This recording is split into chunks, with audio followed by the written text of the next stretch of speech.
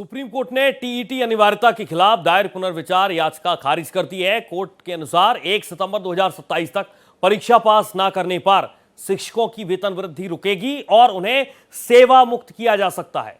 इसी पर याचिकाकर्ता की वकील नरेंद्र मिश्रा से भारत एक्सप्रेस ने खास बातचीत की है।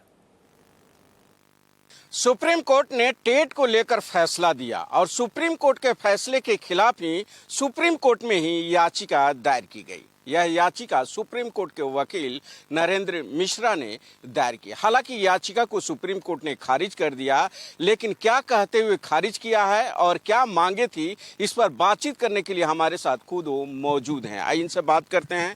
सर, कोर्ट ने क्या कहते हुए आपकी याचिका को खारिज किया? देखिए, मेरे 10 पॉइंट थे। 10 में से मैं बड़े मेजर 5-6 पॉइंटों को उठाना चाहता हूँ। पहला, मैंने कोर्ट से उन्होंने बोला कि मैंने ऑर्डर को पास किया है और स्टेट गवर्नमेंट की ड्यूटी है कि मेरे ऑर्डर्स को कंप्लाइंस करा जाए।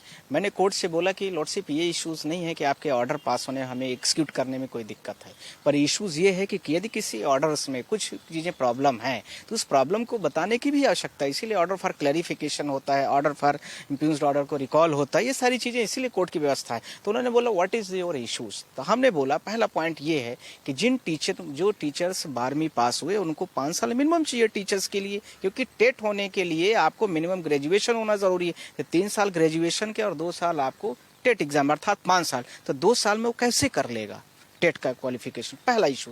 दूसरा इशू, एज लिमिट 40 साल जो दी गई है टेट को, जो 40 साल से ऊपर वाले हैं, मान लीजिए 55 साल का है, 56 साल का टीचर हो रहा है, उसके लिए एज लिमिट क्या करोगे आप?